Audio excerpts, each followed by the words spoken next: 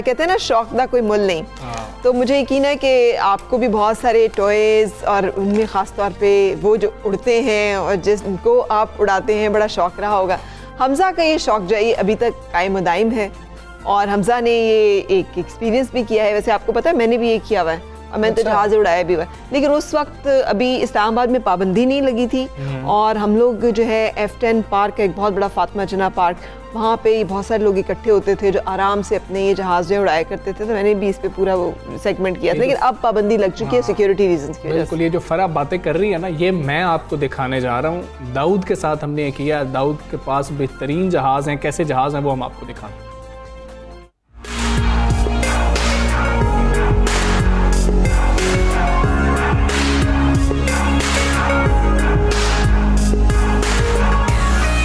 नाजरीन, शौक़ का कोई मोल नहीं होता, ये तो आप सब ने सुन रखा है, लेकिन शौक़ पालने की कोई उम्र नहीं होती, उसकी कोई हद नहीं होती। ये आज हम आपको दिखाने जा रहे हैं। बचपन में शौक़ शुरू होता है रिमोट कंट्रोल गाड़ियों से, जो असली गाड़ियों पर जाकर बिल्कुल ख़त्म हो जाता है। और एक उम्र आती है जब वालिदैन भी कहते हैं, लोग भी कहते हैं कि क्या ज़रूरत है, अब तुम बड़े हो गए हो, अब ये शौक़ बच्चों के हैं। लेकिन जिद्दत अगर आप उसमें ले आएँ तो किसी भी उम्र तक उस शौक़ को लेकर जाया जा सकता है। और आज ऐसे ही एक नौजवान से हम आपकी मुलाकात करवा रहे हैं जिसका शौक़ बढ़ता है, ऐसी रिमोट कंट्रोल गाड़ियों से बढ़ता ये बड़े बड़े जहाज़ों तक आ गया है, जो खिलौने तो हैं लेकिन ये बड़े लोगों के लिए हैं। तो अगर आप भी कोई शौक़ रखते हैं और आप उस शौक़ को कंटिन्यू करना चाहते हैं तो आप उसको कंटिन्यू कर सकते हैं। ये मुझे मिनी एयरपोर्ट लग रहा है जहाँ पर मैं मौजूद हूँ, और ये जिस नौजवान का शौक़ है उसी से हम बात करने की कोशिश करेंगे। शेख दाऊद बिन महमूद हमारे साथ मौजूद हैं, उन्हीं से इस हवाले से बात करते हैं।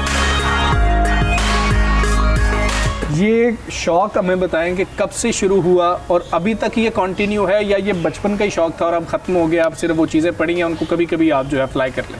जी, सबसे पहले हमजा मैं अपने अल्लाह का और शुक्रिया अदा करना चाहता हूँ कि आज वो मुझे इस लेवल पे लिया है, ठीक है, उनका बहुत करम है। उसके बाद मैं अपने पेरेंट्स का शुक्रिया अदा करना चाहता हूँ क्योंकि उन्होंने मुझे बड़ा सपोर्ट किया। अच्छा, अब इसमें हमें पहले आप ये बताएं कि ये तो इतने सारे हैं, मैं गिनने की कोशिश कर रहा था, ये 40 से ऊपर हो गए थे, फिर मैं भटक गया ना कि वो कितने ज़्यादा थे। अब मुझे ये बताएं कि ये सबसे पुराना कौन सा है इसमें? ठीक है, वो मुझे बता दें कि ये मेरा इनमें सबसे पुराना पड़ा हुआ। ठीक है। अच्छा, इनमें से सबसे जो पुराना है, मैं आपको LA रेसर का थोड़ा इंट्रो देना चाहूँगा कि ये मेरा आप कह सकते हो कि सबसे पुराना एयरप्लेन है, क्योंकि मैं 15 ईयर्स तक रखता हूँ अपने एयरप्लेन्स को, उसके बाद डिस्पोज ऑफ कर देता हूँ। अच्छा। लेकिन डिस्पोज ऑफ नहीं मैं करता, मेरी कोशिश ये होती है कि जो इसको कंसर्न पर्सन है, जो इसको जानता है, इस हॉबी को अच्छे से जानता है, ठीक है, मैं उसको एक आप कह सकते हो कि एज ए गिफ्ट मैं उसको दे देता हूँ ताकि वो इसको आगे कंटिन्यू करे, इसको छोड़े ना। तो घर में और भी किसी को शौक था या खुद ही बचपन से ये शौक था और इसको अभी तक कंटिन्यू किया? ठीक है, स्टार्टिंग तो मेरे फादर को था, ठीक अच्छा। है, जब मैं पैदा हुआ, ठीक है, 92 में माशाल्लाह, तो वो मेरे लिए एक एयरप्लेन लेके, जब इवन के जब मैं बोल भी नहीं सकता था, ठीक है, तो मेरे लिए एयरप्लेन लेके तब से शौक है, लेकिन स्टार्ट फादर को था। तो इसमें कोई फादर का भी हिस्सा है कि उनको शौक था, या ये सारे आपकी मिल्कियत है, आपके यहाँ फादर का इसमें से कुछ नहीं है? ये अंडरस्टूड है कि ये सब कुछ फादर का है। अच्छा, अंडरस्टूड है, ठीक है, और ये हम सब का है माशाल्लाह। तो ये हॉबी खासी महंगी भी नज़र आ रही है देख करके, ये बहुत महंगी हॉबी है, तो इसको आप किस तरीके से मेंटेन कर रहे हैं? कौन सा सबसे सस्ता जो है वो कितने का है और सबसे महंगा जो आपके पास जहाज़ है वो कितने का है? सबसे सस्ता सबसे LA रेसर है, ठीक है, मैं इसके बारे में आपको बताना चाहूँगा। आप इसको 35,000 के पैकेज के अंदर आप इसको ऑलमोस्ट कंप्लीट कर सकते हैं। अच्छा, बिल्कुल, जिसमें आप फ्यूल का मज़ा भी ले सकते हो, आप इसमें रियल टच भी ले सकते हो। और सबसे महंगा कौन सा है? सबसे महंगा तो वो हमारे पास बिल्कुल टॉप एंड पे ब्लू वाला पड़ा हुआ है, SV30। वो पीछे जो आपको ब्लू नज़र आ रहा है, बिल्कुल जो पीछे नज़र आ रहा है SV30 है, ठीक है। अगर सबसे नया भी यही है? बिल्कुल सबसे नया भी है, ठीक है। अच्छा, यहाँ पर कुछ हेलीकॉप्टर्स पड़े हैं छोटे छोटे, वो भी बड़े देखने में प्यारे लग रहे हैं, उनको देखते हैं। तो दाऊद, ये जो हेलीकॉप्टर्स हैं ये भी उतने ही चलते हैं, उतने ही बेहतरीन हैं, या फिर ये थोड़े से जिस तरह हम देखते हैं कि हेलीकॉप्टर स्लो होते हैं, ये भी वैसे ही स्लो हैं? हेलीकॉप्टर इज़ मच लाइक आप कह सकते हो कि ये थोड़े ट्रिकी होते हैं, ठीक है।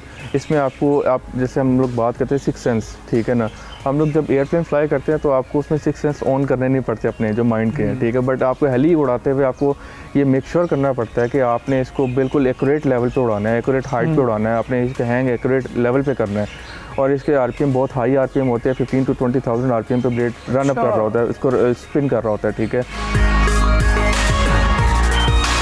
ये हमें यहाँ पर आप बताएं कि बैटरी से चलते हैं, फ्यूल अंदर डलता है, किस तरीके से इसको चार्ज करना पड़ता है, कैसे इसको ऑपरेट करता है? ठीक है, कुछ ऐसे एयरप्लेन्स हैं जो डायरेक्टली बैटरी ऑपरेटेड हैं, ठीक है, जैसे कि ये ग्लाइडर है, आपको अगर नज़र आ रहा हो, ठीक है, एक ये फुली बैटरी ऑपरेटेड है, ठीक है, बट इसमें मोस्टली 99% जो है ये आपको पीछे कलेक्शन नज़र आ रही है, ये सारे के सारे फ्यूल ऑपरेटेड है। यहाँ पर बच्चों को तो बहुत अच्छा लगेगा कि इस पूरी कलेक्शन के अंदर ये जो मिनी एयरपोर्ट है, यहाँ पर F-16 भी मौजूद है, जिसका नाम हम सब ने सुन रखा है। तो दाऊद से वही जानते हैं ये F-16 है, मुझे तो बहुत खूबसूरत लग रहा है। दाऊद, ये बिल्कुल F-16 जैसा बनाया गया है, इसके पीछे क्या सोच थी, क्या आपने स्पेशल ऑर्डर किया था? बिल्कुल, इसके स्पेशल ऑर्डर किया जाता है, ये कस्टमाइज़ किया जाता है आपकी मर्ज़ी के मुताबिक, ठीक है, जो आपका एक शौक़ होता है, ठीक है। बिल्कुल F-16 है ये। यहाँ पर हम देख रहे हैं कि F-35 भी पड़ा हुआ है। इन दोनों में से बेहतर जहाज़ कौन सा है? हमारे लिए तो F-16 बेहतर है ना? बिल्कुल, हमारे लिए एक ये कौमी निशान है F-16 जो है ना, बिल्कुल मैं इसको बेहतर कहूँगा F-16 को। यहाँ पर और काफ़ी खूबसूरत जहाज़ हैं। अगर मैं सारों पे बात करने लग जाऊंगा ना तो पूरा प्रोग्राम इसी के अंदर ख़त्म हो जाएगा। यहाँ पर हमें एक जहाज़ नज़र आ रहा है, ये इसका नाम क्या है? वाइपर, इसका नाम है वाइपर। अच्छा, इसमें जो फ्यूल कैपेसिटी है, ठीक है, वो मोर देन 12 लीटर है। अच्छा, ठीक है, हाँ, और ये 12 लीटर इसने विद इन 10 मिनट्स में कंज्यूम कर लेना है। 10 मिनट्स में? विद इन 10 मिनट्स में से कंज्यूम कर लेना है। यानी कि इसको हमने अगर उड़ाना है तो 10 मिनट के अंदर इसको 10 मिनट के अंदर हम टाइमर लगा लेते हैं अपने रेडियो के अंदर। अच्छा। ठीक है ना, हमें वो टाइमर के अलावा हमारे पास एक टेलीमेट्री सिस्टम होता है, इसमें हमें पता चल रहा होता है फ्यूल कितना रह गया, रिमेनिंग कितना फ्यूल है। जैसे लाइक गाड़ियों में एक मीटर होता है, ठीक है, हमारे पास भी मीटर होता है, हमें पता होता है कि कितना फ्यूल रिमेनिंग है। ये है जो दाऊद का सबसे पसंदीदा, सबसे लेटेस्ट है। ये दाऊद कब मंगवाया आपने और इसमें ऐसी क्या खास बात है आपको सबसे ज़्यादा पसंद है? सबसे पहले कि ये पाकिस्तान में नहीं, पूरे एशिया में ये चंद ही जहाज़ तैयार किए गए हैं, इस तरह के मॉडल जो है ना, चंद तैयार किए गए हैं। लाइक आप कह सकते हो कि उनमें से पाकिस्तान में भी एक नंबर पे आता है। ठीक है, कि माशाल्लाह पाकिस्तान में भी ये जहाज़ आ चुका हुआ है, माशाल्लाह Pakistan. Thanks to you, thanks to Allah and my father, thank you also. तो अच्छा, ये भी उनकी मिल्कियत है, जैसे दाऊद ने बताया था कि सारे वैसे उनके ही हैं। जी जी बिल्कुल ऐसी है। इसमें मैं आपको स्पेशली मेंशन करना चाहूँगा इसकी क्लाउडिंग को। अगर आप इसको क्लाउडिंग को देखें, इसको अगर आप ये फील करें, ठीक है, हम लोगों ने इसको बिल्कुल रियल टच दिया होगा। हम लोगों ने स्पेशल ये रियल टच देने के लिए एक्स्ट्रा पैसे, जैसे मैंने आपको बताया कि हर चीज़ की एक कॉस्ट होती है, ठीक है ना, उसको हमें इनकर करनी पड़ती है, तो वो हम लोग करते हैं। ठीक है, ये इतना बड़ा जहाज़ है, इसमें मुझे लग रहा है कि मैं खुद भी बैठ सकता हूँ। अगर ऊपर सीट बेल्ट बांध दी जाए ना तो मैं इसमें जो है खुद भी फ्लाई कर सकता हूँ। लेकिन ये ख़तरे से खाली नहीं है, क्योंकि मुझे पता है कि दाऊद बता रहे थे कि ये इसकी आवाज़ इतनी ज़्यादा है तो ये चलता कैसा होगा। हमने दाऊद से रिक्वेस्ट की है कि यहाँ पर हम उड़ा तो नहीं सकते हैं, लेकिन सिर्फ टैक्सी की जा सकती है कि इसकी आवाज़ कैसी है और ये चलता किस तरह से है, उसके लिए हमने रिक्वेस्ट की है। तो अब हम इसको बाहर लेकर जा रहे हैं और देखते हैं कि इसकी आवाज़ कितनी है। ये तकरीबन 15 फीट से ज़्यादा फासला है कि मैं पीछे खड़ा हूँ, इस वक्त जहाज़ स्टार्ट है और यहाँ तक हीट आ रही है उसकी। इतना सख्त और बड़ा इंजन है कि यहाँ तक हीट आ रही है। अगर मुझे लगता है कि मैं 10 फीट आगे भी चला जाऊँगा फिर भी इसकी हीट आएगी।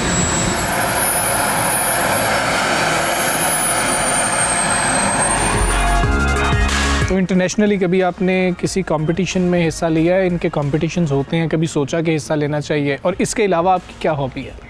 इसके अलावा मेरी यही हॉबी है। अच्छा, यही हॉबी मेरी यही हॉबी है। और इंटरनेशनल कंपटीशन इनके बहुत अच्छे होते हैं और बड़े हाई लेवल पे जाके होते हैं। अच्छा। जेट वर्ल्ड मास्टर अभी चाइना में हुआ था, जिसमें हमारे कुछ पाकिस्तानी रेडियो कंट्रोल पायलट गए, ठीक है, जिसको हम लोग RC पायलट बोलते हैं, ठीक है, वो लोग गए, उन्होंने जाके पाकिस्तान को एक अच्छे लेवल पे जाके प्रेजेंट किया, जो कि टॉप 7 नंबर पे आए। ठीक है, और मैं भी चाहता हूँ कि ऐसे ही हम लोग पाकिस्तान को अच्छे नंबर पे, अच्छे फिगर्स में जाके हम लोग पाकिस्तान को प्रेजेंट कर सकें, जैसे भी कंट्रीब्यूट कर सकें। बिल्कुल, हम जैसे भी कंट्रीब्यूट कर सके हम लोग करें मैक्सिमम लेवल। बिल्कुल, बहुत शुक्रिया दाऊद, आपने हमें ये जहाज़ दिखाया जो आपका शौक़ है। दाऊद की तरह अगर आपका कोई भी शौक़ है, चाहे वो जहाज़ों का है, चाहे आप क्रिकेट खेलते हैं या इस तरह की कोई भी मुनफरिद चीज़ है, तो उस शौक़ को जारी रखें और वक्त के साथ उसमें जिद्दत लाते जाएं और फिर दुनिया में आप पाकिस्तान का नाम किसी तरह भी रोशन कर सकते हैं।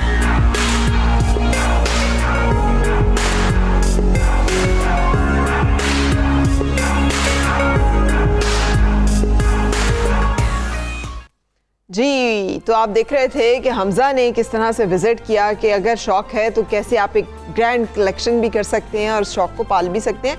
लेकिन मैं ये रिक्वेस्ट करना चाहूँगी, और मुझे मालूम है कि पैराग्लाइडिंग होती थी खानपुर डैम के ऊपर, इस्लामाबाद में जैसे मैंने कहा, हम फातिमा जिना पार्क में इकट्ठे होकर लोग जो हैं जहाज़ उड़ाया करते थे। फिर सिक्योरिटी रीजंस ये एक्टिविटीज़ बंद है, लेकिन जो लोग इन चीज़ों के शौकीन हैं उनके लिए कोई ना कोई एरिया होना चाहिए जहाँ पर जाकर वो कर सकें। इनका क्लब है, उसका लाइसेंस इन्होंने लिया हुआ है, इनके पास लाइसेंस है। और मुझे दाऊद ने बताया कि जब ये कुछ इंपोर्ट करते हैं तो 2 से 3 महीने लग जाते हैं क्लियरेंस के ऊपर भी, कि ये क्लियर होता है, पता लगता है कि आप उड़ा सकते हैं कि नहीं उड़ा सकते। और इसीलिए जब हमने उनको रिक्वेस्ट की उनका कि यहाँ पे मैं नहीं उड़ा सकता, मुझे इजाज़त नहीं है, तो वो कहते हैं कि किसी दिन फिर जब उधर जाएंगे हम क्लब में तो आपको उड़ा के भी दिखाएंगे। बिल्कुल सही, तो आप उड़ते हुए भी देख सकेंगे।